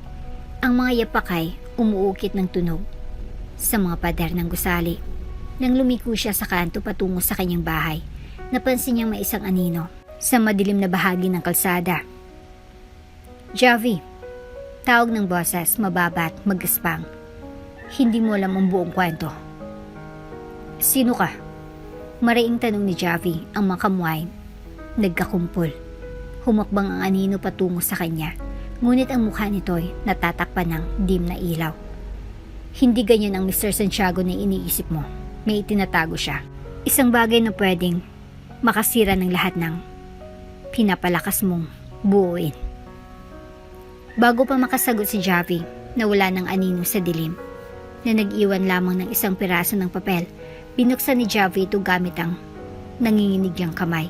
Nakasulat dito ang isang address at ang mga salitang, hanapin ang katotohanan. Anong matutuklasan ni Javi sa misteryosong address na iyon? At paano nito mababagong pananaw niya kay Mr. Santiago at sa proyekto ng ampunan? Nakatago ang mga sagot sa mga anino, ngunit may mga bantay itong pwedeng magpabago sa lahat ng akala niyang alam niya. Kinabukasan ng umaga, nakaupo si Javi sa lamesa sa kusina. Ang nakatiklop na piraso ng papel ay nakapatong sa harap niya na para bang isang hamon. Napansin ni Nana Belen ang kanyang pagkabahala at dinilapag ang tasa ng kape na kanyang iniinom. Parang may bumabagabag sa iyo, iho. Mahina niyang sinabi. Anong nasa isip mo? Nag-atubili si Javi, hindi sigurado kung sasabihin ba niya kay Lola tungkol sa misteryosong tao na humarang sa kanya nung nakaraang gabi. Ngunit hindi siya magaling sa pagtatago ng lihim, lalo sa kanyang lola. Lola, nagsimula siya. May humarang sa akin nung pauwi ako kagabi. Sabi nila, may mga bagay po kay Mr. Santiago na hindi ko alam. Binigyan nila ako ng address at sinabi na doon ko matutuklasan ng katotohanan. Nagtiim ng mukha si Nana Belen. Sinabi ko sa iyo na mag-ingat, Javi. Si Santiago ay isang tao na laging may mga anino na sumusunod sa kanya. Kaya nga, kailangan kong alamin ito. Sabi ni Javi, ang tinig ay matatag. Kung may tinatago siya, kailangan kong malaman. Lalo na bago pa tayo magpatuloy sa proyekto ng ampunan. Pinagmasdan siya ni Nana Belen ng matagal bago tumango. Mag-ingat ka, iho. Huwag kang magtiwala agad sa kahit sino. Kinahapunan. Sumakay si Javi sa isang taxi patungo sa address na nakasulat sa papel. Ang biyahe tila mas mahaba kaysa sa aktual na distansya. Ang isip niya ay puno ng mga posibilidad. Nang dumating sila, natagpuan ni Javi ang sarili sa harap ng isang sirang warehouse sa gilid ng lungsod. Ang kalawangin nitong mga pinto at mga basag na bintana ay nagbigay sa isang nakakatakot na pakiramdam. Maingat siyang pumasok. Ang bahagyang amoy ng alikabok at amag ay tumama sa kanyang ilong. Ang loob ng madilim, tanging sinag ng araw mula sa mga siwang sa dingding ang nagbibigay liwanag. Sa unang tingin, mukhang abandonado ito. Ngunit habang lumalalim siya sa loob, napansin niyang isang mesa na puno ng mga lumang dokumento at larawan. Sumakit ang dibdib ni Javi habang pinipiling isang litrato. Isa itong larawan ng isang grupo ng malalaki na nakasuot ng mga suit, nakatayo sa harap ng isang magarbo at malaking gusali. Nasa gitna ng grupo si Mr. Santiago, mas batang version ng kanya. Sa mukha ay seryoso at puno ng pride, ngunit ang gusali sa likod nila ay hindi ampunan. It was a prison. Sa mga papeles sa mesa, nakakita si Javi ng isang folder na may label na Project Hope Confidential. Nasa loob nito ang mga dokumento na naglalarawan ng isang partnership ni Mr. Santiago at isang kumpanya na may kinalaman sa pagpapatayo ng mga pasilidad para sa juvenile detention. Habang binabasa niyang mga dokumento, natuklasan niyang nakagugulat na impormasyon. Ang ampunan na dating pinondohan ni Mr. Santiago ay naging isang detention center pagkatapos itong isara. Hindi. Bulong ni Javi, habang mabilis na pinapanis ang mga pahina. Ayon sa mga dokumento, ang pagbabago ng gamit ng ampunan ay bahagi ng isang kapakipakinabang na kondisyon. Kumita si Mr. Santiago mula dito, iniwan ng mga bata na walang matutuluyan. Napalunok si Javi, ang tiyan ay parang nabagsakan ng isang mabigat na bato. Paano maaring kumita ang lalaki ngayon ay nagsasabing nais siyang buhayin ang ampunan mula sa pagkawasak nito. Bago pa man makapag-isip si Javi, narinig niyang isang ingay ng kalawang sa warehouse. Lumingon siya, ang pulso ay bumilis. Isang lalaki na nakasuot ng madilim na coat ang lumabas mula sa mga anino. Ang mukha nito'y natatakpan ng isang sombrero. Huwag ka dapat nandyan, malamig na sabi ng lalaki. Humakbang si Javi paatras, hawak ang folder. Sino ka? Ikaw bang nag-iwan ng address na ito? Hindi sumagot ang lalaki, kundi ang mga mata nito ay kumikislap ng matalim. Kung pinapahalagan mo ang buhay mo, aalis ka na ngayon at kalimutan mong lahat ng nakita mo. Pumigla si Javi at pinigilan ang sarili na matakot. Hindi. Kailangan kong malaman ang katotohanan kung may tinatago si Mr. Santiago. Hindi ko siya hayaang magpatuloy sa proyekto ng ampunan. Lumapit ang lalaki. Ang tinig ay bumaba sa isang matalim na boses. Ang katotohanan ay hindi magpapalaya sa iyo, bata. Sisirain itong lahat ng pinapahalagahan mo. Nagbago ang takot ni Javi sa pagtutol. Kung ganun, mukhang kakayanin ko. Biglang sumugod ang lalaki, ngunit mabilis na umiwas si Javi sa paligid ng mesa. Ang folder ay mahigpit niyang hawak. Parang ang buhay niya ay nakasalalay dito. Tumakbo siya patungo sa pintuan. Naririnig ang mayapak ng lalaki na malapit na. Pagdating ni Javi sa pintuan, binaliktad niya ang isang upuan at itinapon ito sa daraanan ng lalaki. Nakakuha siya ng ilang mahalagang segundo. Lumabas siya sa liwanag ng araw at tumakbo hanggang sa sumakit ang kanyang mga baga. Hindi siya tumigil hanggang sa malayo na siya mula sa warehouse. Ang pusay, kumakabog ng malakas. Ang folder sa kanyang mga kamay ay mas mahigpit kaysa dati. Nang makauwi si Javi, bumagsak siya sa sofa. Ang isip ay magulo.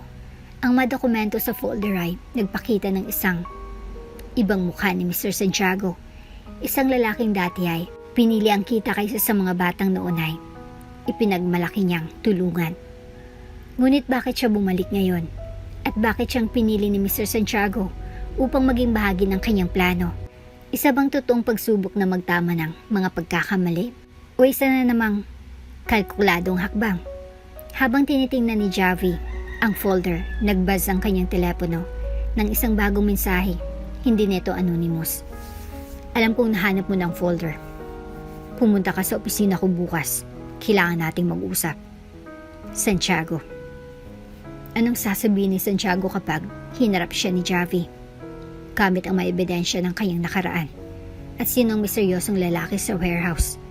Nasa harapan na ni Javi ang mga katotohanan na magpapaalanganin sa lahat ng kanyang pinaniniwalaan. At ang mga sumunod na desisyon na gagawin niya ay maghubog hindi lamang ng kanyang kinabukasan, kundi pati na rin ang buhay ng iba. Kinabukasan, pumasok si Javi sa Casa Encantada na may hawak na folder na nakatago sa ilalim ng kanyang braso.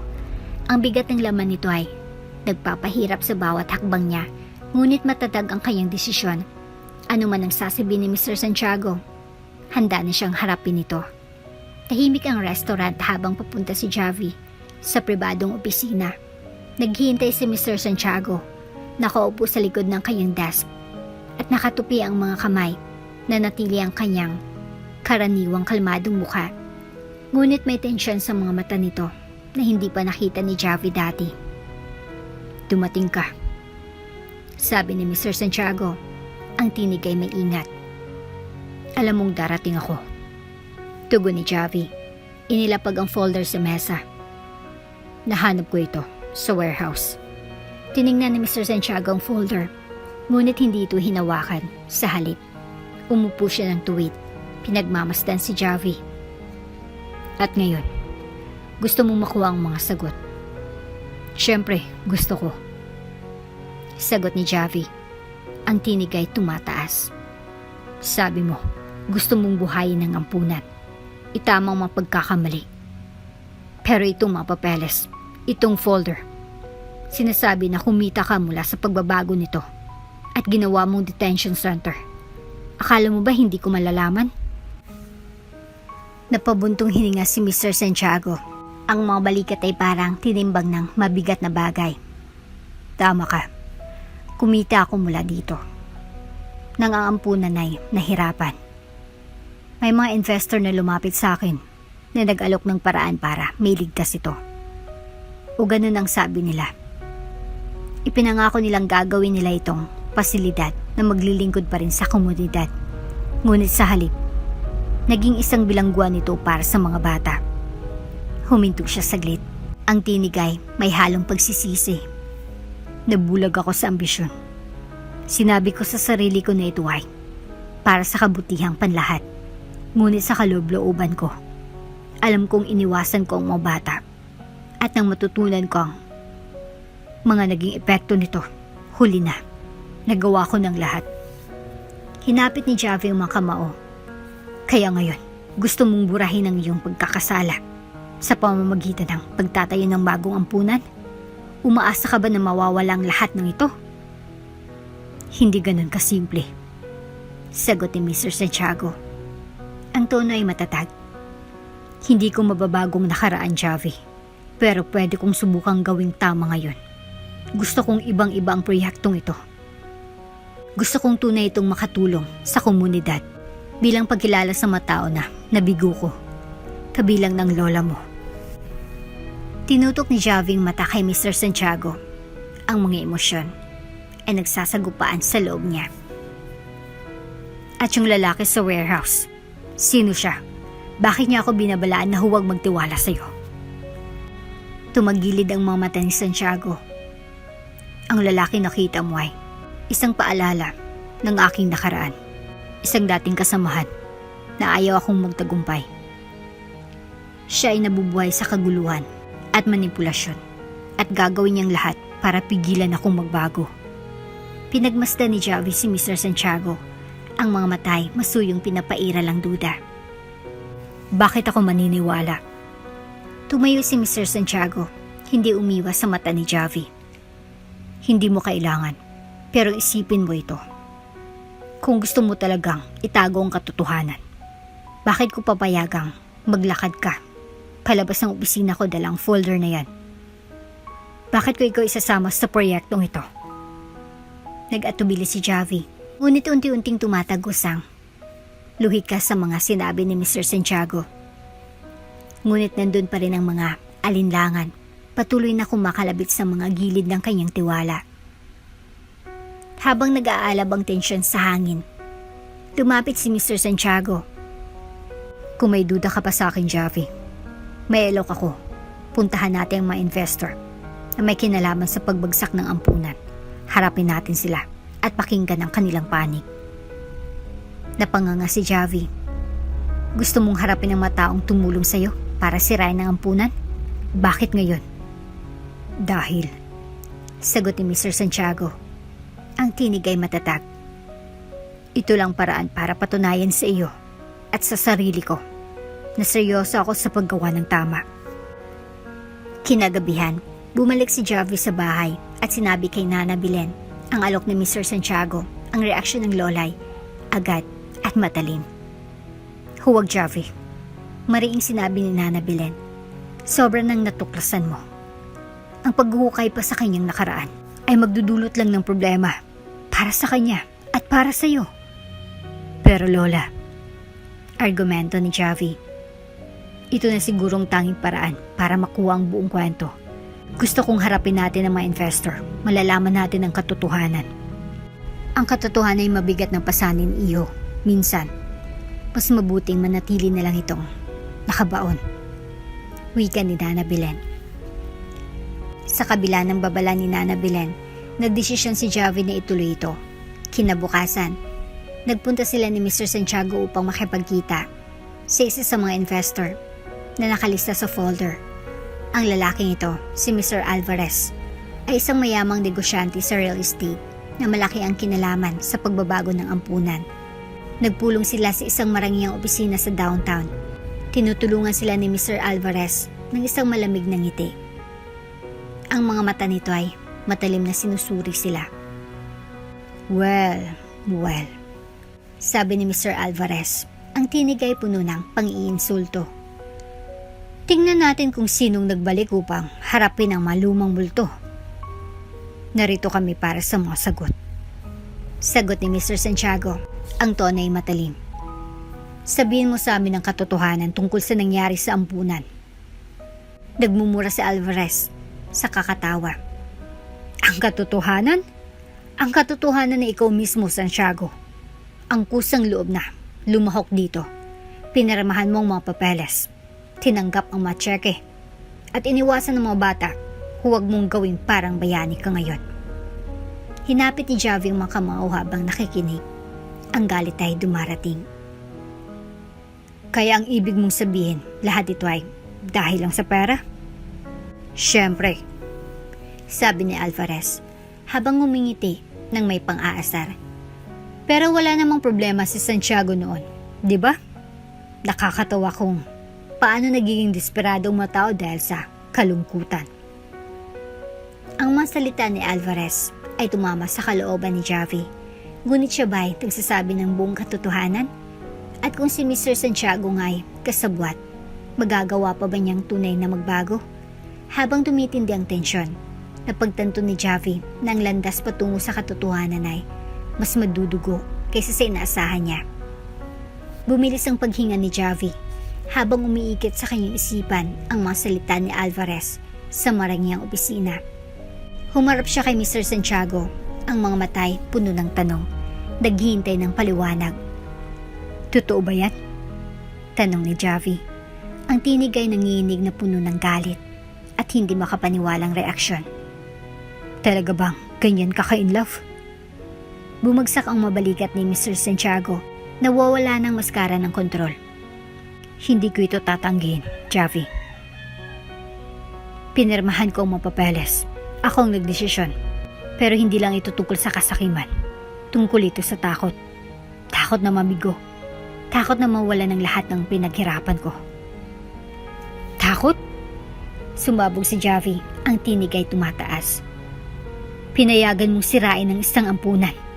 At ang buhay ng mga inosenteng bata dahil lang sa takot. Hindi takot yan, kundi makasarili. Tumawa si Alvarez.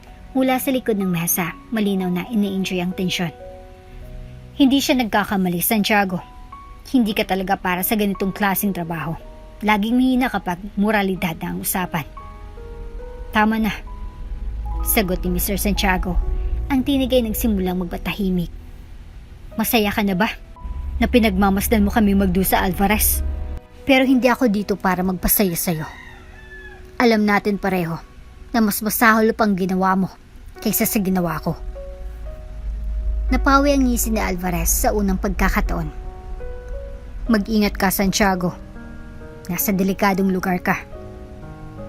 Anong ibig niyang sabihin? Na mas masahol pa? Tanong ni Javi, ang mga matay tumuto kay Alvarez. Humilig si Alvarez pabalik sa upuan. Muling lumabas ang mapanuksong ngiti. Gusto mo ba talagang malaman? O baka gusto mo lang magpanggap na moral na hukom tulad ng lolo mo? Sabihin mo.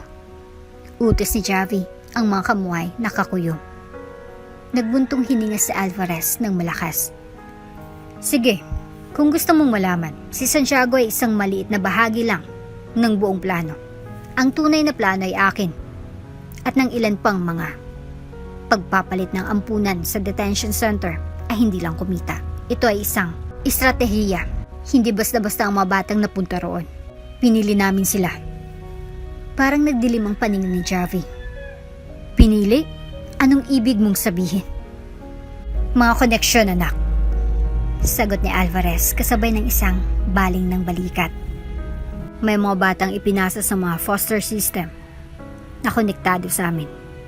Ang iba, well, sabihin na lang natin, ang kanilang malas ay naging oportunidad para sa ibang tao.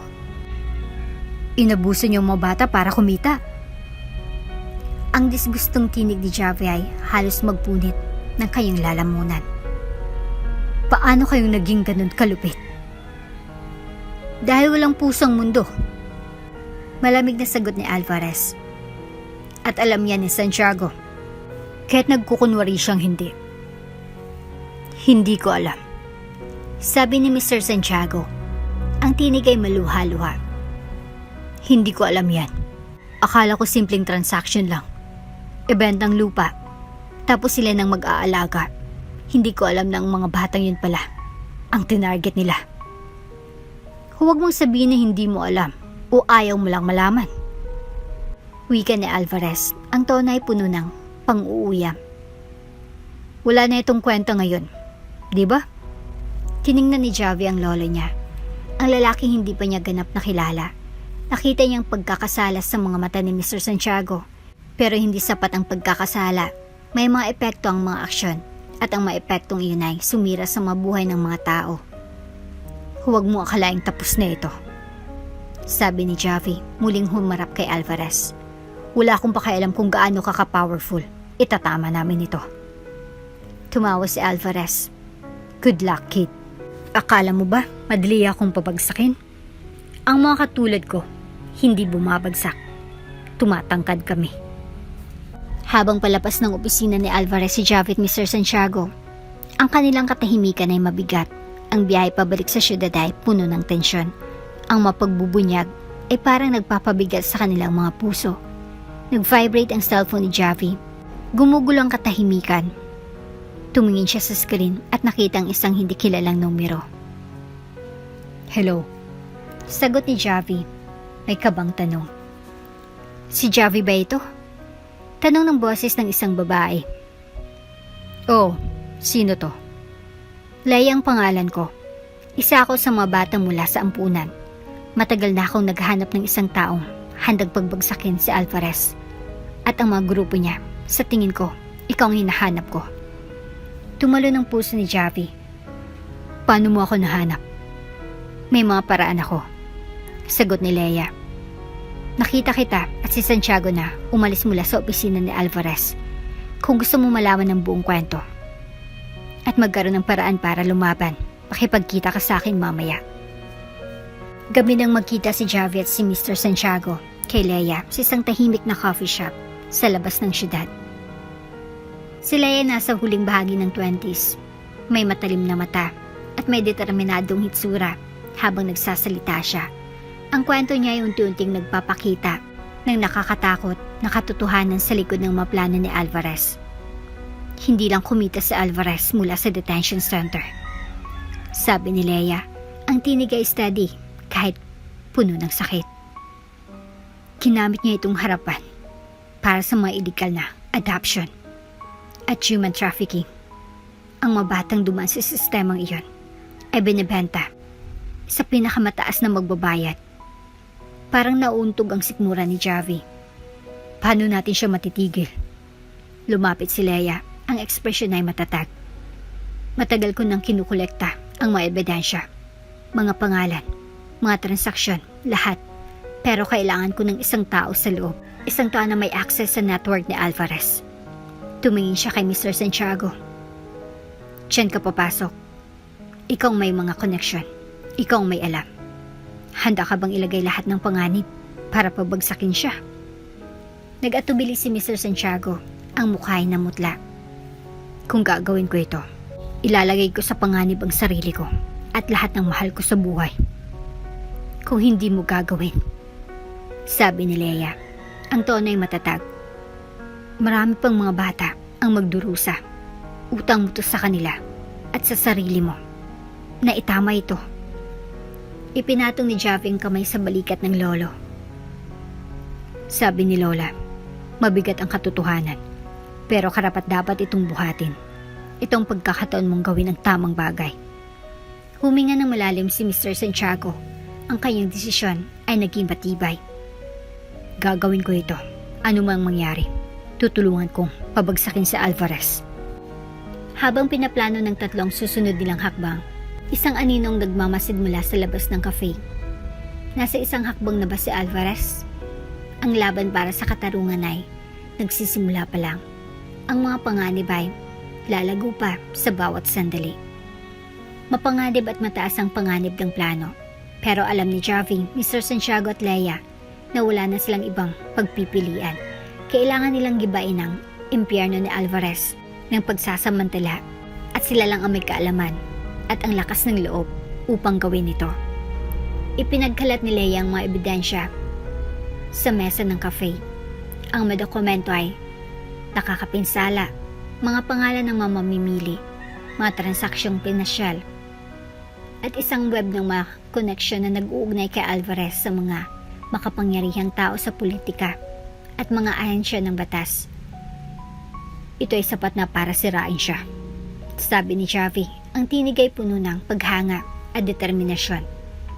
Pero paano natin ito maipapasa sa mga tamang kamay nang hindi tayo malalagay sa panganib? Diyan papasok ang iyong lolo. Sagot ni Leia. Ang mga matay nakatingin kay Mr. Santiago. May mga connection ka pa sa mga bilog na iyon. Kung makakalapit ka kay Alvarez at magpapanggap na gusto mong makipag-alyansa sa kanya, magagamit natin ang pagkakataong makuha ang kanyang mga private account at ilabas ang lahat. Huwag mong sabihing magtitiwala siya sa akin. Amining sagot ni Mr. Santiago. Alam niyang matagal ko nang pinapalayo ang sarili ko sa kanya. Kung ganun, tayong magpapagawa sa kanya na magtiwala sa iyo. Sagot ni Leia. Ang tono ay hindi mapagpapatalo. Magpapanggap tayo ng isang bagay na magpapakita na nagbago ang puso mo. Isang bagay na magpapakumbinsi sa kanya na muli kang nasa panig niya. Nagkasundo ang grupo sa isang plano. Lalapit si Mr. Santiago kay Alvarez sa ilalim ng pangakong ibabalik nila ang kanilang partnership. Mag-hack si Leia sa mga sistema ni Alvarez mula sa malayo kapag nakapasok na si Santiago sa opisina nito gamit ang pagkakataong kunin ang mga datos na kailangan nila. Ako ang magiging anino mo, sabi ni Leia. Kapag nakapasok ka na, magsusuot ka ng wire. Ipapadala nito lahat ng sasabihin mo. At kung may mangyaring masama, malalaman natin agad. Nakakunot ang noo ni Javi. Paano naman ako? Back up ka namin, sagot ni Leia. Kung magkamali ang lahat, kailangan natin ng isa na handang kumilos. Hindi pa siya nakikilala kung sino ka, kaya ikaw ang aming wildcard. 2 araw nang lumipas at pumasok si Mr. Santiago sa opisina ni Alvarez. Ang bigat ng plano ay mabigat sa kanyang balikat. Binati siya ni Alvarez ng karaniwang ngisi, nakasandal sa upuan. Hindi ko akalaing makikita kita ulit ng ganito kabilis, Santiago, sabi ni Alvarez. Bumalik ka na ba sa tamang pag-iisip? Pwede mong sabihin na ganon, sagot ni Mr. Santiago. Pilit nang ngumingiti. Inisip ko ang mga sinabi mo tungkol sa pag-akyat, tungkol sa pananatili sa tuktok. Baka nga tama ka. Napakarami kong oras na nasayang sa pakiramdam ng pagkakasala. Pinagmasdan siya ni Alvarez ng ilang sandali pagkatapos ay tumawa. Aba, tungkol na rin sa oras na tumigil ka na sa pagiging bayani. Umupo ka na, mag-usap tayo. Habang umupo si Mr. Santiago, nakikinig ng mabuti si Leia sa pamamagitan ng wire. Bukas ang laptop upang subaybayan ang transmission. Si Javi naman ay naglalakad-lakad nang may nervyos sa kotse na nakabarada malapit. Ang isip ay puno ng mga worst case scenario. Simulan natin ang mga batayan, sabi ni Mr. Santiago. Kumikilos pabangon. Gusto kong makabalik, pero kailangan ko malaman ang buong lawak ng sitwasyon natin. Tumaas ang kilay ni Alvarez. Buong lawak? Hindi ka naman ganito dati, Santiago. Nagbabagong mga panahon, sagot ni Mr. Santiago ng mahinahon. Kung magkukumpleto ako, kailangan ko malaman ang lahat, walang sorpresa. Tumawa si Alvarez. Okay lang, ito ang tunay na operasyon. Mga pangalan, mga bayad, mga transfer. Mas malaki ito kaysa sa lahat ng ginawa natin dati. Narinig ang boses ni Leia sa earpiece ni Santiago. Patagilid pa siya. Halos tapos na ako. Nagsalita si Santiago. Nagpapakita ng interes. Imposible. Hindi ko akalaing ganito kalaki ang expansion ninyo. Expansion yan ng laro, sagot ni Alvarez nang may pagpapakita ng kayabangan. Pero alam mo na yan, hindi ba? Biglang nagbago ang ekspresyon ni Alvarez. Humilig siya pabalik sa upuan. Ang mga matay tumitig kay Mr. Santiago. Alam mo, Santiago, matagal na akong nasa industriya na ito. Kaya't alam ko kung kailan may niloloko akong tao. Nagyelo si Santiago. Ang puso ay mabilis na tumibok. Anong ibig mong sabihin? Muling bumulong si Alvarez ng isang malamig na ngisi. Akala mo ba, hindi ko alam ang mga maliliit mong kaibigan? Siyang babae, siyang lalaki. Matagal na silang nag-i-inspeksyon. Akala mo ba hindi ko malalaman? Narinig ni Leia ang boses na puno ng mangangailangan mula sa earpiece. Alam niya, Santiago, lumabas ka na. Bago makasagot si Santiago, pinindot ni Alvarez ang isang button sa ilalim ng mesa at narinig ang tunog ng pinto ng opisina na nalak ang metal na click. Nagkamali ka. Matandang kaibigan, sabi ni Alvarez. Tumayo siya. At ngayon, magbabayad ka. Sa labas, kumatok ang telepono ni Javi na may panic sa boses ni Leia. Alam ni Alvarez, nalak si Santiago sa opisina. Kailangan mo pumasok ngayon na. Walang pag-aalinlangan si Javi. Tumakbo siya palabas ng kotse at tumakbo patungo sa gusali. Ang adrenaline ay umaagos sa kanyang katawan. Nakaguard ang pangunahing pintuan, pero natagpuan ni Javi ang isang side door na malayong binuksan ni Leia. Pumasok siya, dumaan sa mga madilim na pasilyo, ang puso ay mabilis ang tibok. Leia, Saan ang opisina? Bulong niya sa telepono. Sa ikatlong palapag, dulo ng pasilyo. Sagot ni Leia. Bilisan mo. Nang marating ni Javi ang opisina, narinig niyang mga boses mula sa loob. Ang malamig na pagbabanta ni Alvarez at ang mga pagtatangkang magpaliwanag ni Santiago. Nang hindi mag-isip, sinipa ni Javi ang pinto. Nagulat si Alvarez. Anong? Nagsimula si Alvarez. Pero hindi na siya binigyan ni Javi ng pagkakataon. Tumalon siya kay Alvarez, tinulungan siyang matumbas sa sahig. Santiago, kunin mong mga files. Sigaw ni Javi. Hinagilap ni Mr. Santiago ang tablet at tumakbo patungo sa pinto. Si Javi ay malapit sa kanya. Nagtangka si Alvarez na bumangon. Nagsisigaw para sa kanyang mga gwardya habang tumatakas ang dalawa sa pasilyo. Ang tunog ng mga yapak ay sumusunod sa kanila habang inuusisa sila ng matauhan ni Alvarez. Duman sila sa hagdan. Ang mga hiningay mabigat habang tumatakbo sila patungo sa labas. Nakuha mo ba lahat? Tanong ni Javi. Oo, sagot ni Santiago, hawak ang tablet. Pero hindi pa tayo ligtas. Nang marating nilang unang palapag, nakatambad ang exit. Ba't ganun din ang isang grupo ng mga armado ng gwardya? Naiipit sa pagitan ng panganib at pagtakbo. Niisip ni Javi na wala silang malinaw na paraan palabas. Makakalabas kaya sila ng buhay? O nahulog sila sa mga patibunang kapangyarihan ni Alvarez? Ang susunod nilang hakbang ay magdidikta ng kanilang kapalaran at ng kapalaran ng bawat batang pinagsasamantala ni Alvarez. Nakatayo si Javi at Mr. Santiago na parang tinatapakan ng takot sa paanan ng hagdan. Ang mga gwardya ay nagharang sa kanilang daraanan patungo sa kalayaan. Ang tablet, ang tanging ebidensya nila laban kay Alvarez, ay parang isang lifeline na dumadaan mula sa kanilang mga kamay. Ang mga gwardya ay unti-unting lumalapit. Ang mayapak nila ay bumabalik sa makitid na pasilyo. Ibigay mo ng tablet. Isang gwardyang suminghal. At baka patawarin ka pa ni Alvarez. Tumingin si Javi kay Mr. Santiago. Ang pangay, nagigipit. Hindi natin ibibigay ito sa kanila. Tumango si Mr. Santiago. Mahigpit na hawak ang tablet. Makakahanap tayo ng ibang paraan. Bago pa makalapit ang mga gwardya, isang malakas na tunog ng pagkrasyang umalingongo mula sa likuran nila. Ang pinto sa dulo ng pasilyo ay biglang bumukas at si Leia ay lumabas. Hawak ang isang improbisadong armas. Isang bakal na tubo na tiyak ay kinuha niya mula sa labas. Luhod! Sigaw niya. Nagbagsak si Javi at Santiago habang binanggaan ni Leia ang tubo ng may kakaibang lakas na nagkalat sa mga gwardya.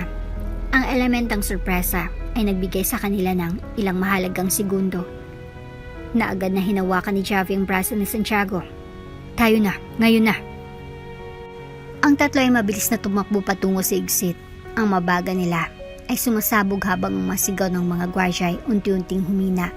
Sa labas, pinangunahan sila ni Leia patungo sa isang hindi markadong sasakyan na nakaparada sa isang kalye. Sakay na! Sigaw niya habang sumusuong siya sa driver's seat. Bago pa magsara ang mga pinto ng sasakyan, binilisan ni Leia ang pagtakbo ng kotse. Tumulak ang sasakyan palabas ng parke.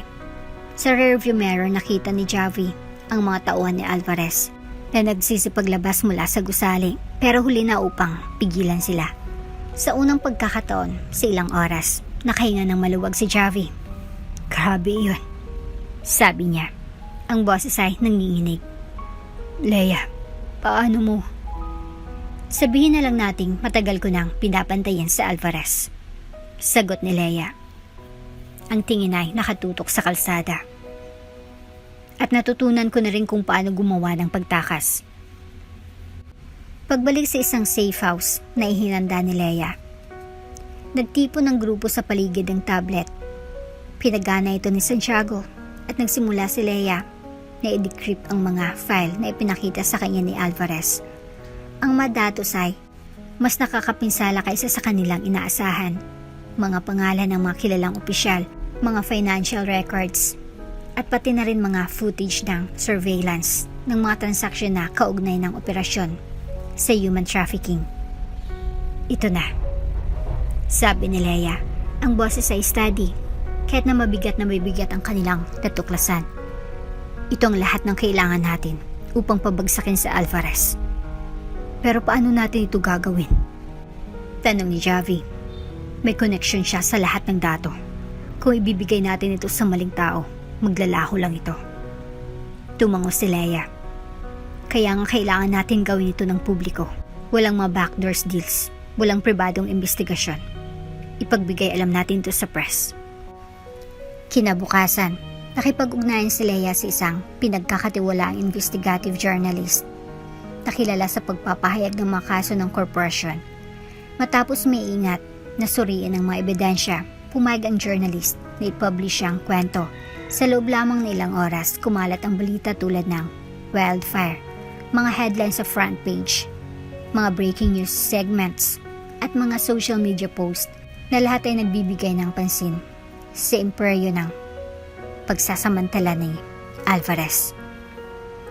Ang galit ng publiko ay agarang naramdaman. Nagkaprotesta sa labas ng mga opisina ni Alvarez, humihingi ng katarungan para sa mga biktima.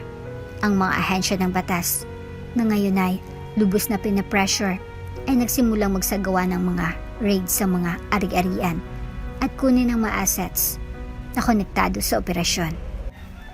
Hindi nagtagal, nagsimula ng mag-crumble ang impyerno ni Alvarez. Ang matinding ebidensya ay nag-iwan sa kanya ng walang silbing paggalaw at iniwan siya ng kanyang mga makapangyarihang kaalyado upang iligtas ang kanilang mga sarili. Inaresto siya sa loob ng ilang araw at naharap siya sa maraming kaso ng human trafficking, korupsyon at pandaraya. Pinanood ni Javi ang mga balita mula sa safe house. Ang puso niya ay puno ng halong ginhawa at pride. Nagtagumpay tayo, sabi niya ng mahina. Nagawa natin talaga. Ngumiti si Leia, ngunit nanatiling malungkot ang kanyang ekspresyon. Hindi pa tapos. Kailangan pa ng tulong ng mga biktima at marami pang kailangang ayusin. Sa mga sumunod na buwan, buong puso si Mr. Santiago na nagdoon sa muling pagtatayo ng ampunan. Hindi baling isang toke ng pagpapatawad, kundi bilang isang tunay na pagsisikap na magbigay ng kabutihan. Ang gusali ay muling tumubo mula sa mga guho ng nakaraan, naging isang tanglaw ng pag-asa para sa mga batang nangangailangan. Si Nana Belen ay nagbigay rin ng kontribusyon, nagbigay ng gabay kung paano lumikha ng isang nurturing na kapaligiran para sa mga bata.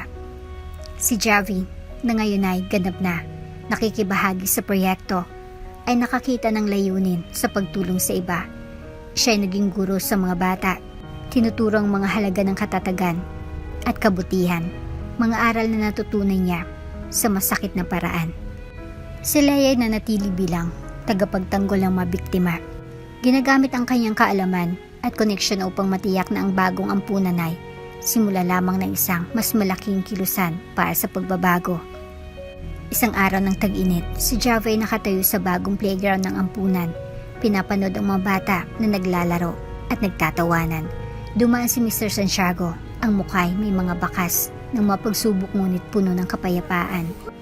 Utang ko sa iyong buhay ko, Javi, sabi ni Santiago, at pati ang kaluluwa ko. Kung hindi dahil sa iyo, baka hindi ko pa rin naharap ang katotohanan. Tumingin si Javi sa kanya, isang maliit na ngiti ang sumilay sa kanyang mukha. Dahil sa mga bata, sa mga taong nasaktan mo at sa sarili mo. Pero masaya akong nandito tayo ngayon. Sa malapit, si Nana Belen ay nag-aalaga ng hardin na kanyang itinanim sa pintuan ng ampunan. Ang mga kamay ay nagdadala ng buhay. Tumingin siya at kumaway kay Javi at Santiago. Ang ekspresyon niya ay puno ng tahimik na pagmamataas. Ang grand reopening ng ampunan ay nakapag-akit ng maraming tao. Kabilang ng ilan sa mga bata na dati ay nanirahan doon. Nakatayo si Leia sa tabi ni Javi at Santiago. Ang boses ay puno ng emosyon habang inihayag ang mga dumalo. Ang lugar na ito ay patunay na kahit ang pinakamadilim na nakaraan ay maaari pa ring magdala ng maliwanag na kinabukasan. sabi niya. Ito ay isang patuto ng mga bagay na maaari nating makamit kapag pinili natin na lumaban para sa tamang bagay. Nang putulin ang laso at magbukas ng mga pinto, naramdaman ni Javi ang isang uri ng kasiyahan na hindi niya nararanasan. Tumingin siya sa kanyang lolo na ngayon ay isang mapakumbabang tao at sa kanyang lola na ang lakas ay naggabay sa kanya sa bawat pagsubok. Magkasama nilang nabago ang sakit at ginawang layunin. Pinatunayan na hindi pa huli upang isulat muli ang iyong kwento. Nang gabing iyon, habang ang araw ay lumulubog sa ibabaw ng ampunan, si Javi nakaupo kasama si Mr. Santiago at si Nana Belen sa isang bench sa hardin. Pinapanood nila ang mga bata na naglalaro. Ang kanilang mga taway punong-puno ng hangin. Anong mangyayari ngayon? Tanong ni Javi. Ngumiti si Mr. Santiago. Ang tingin ay nakatuon sa abot tanaw.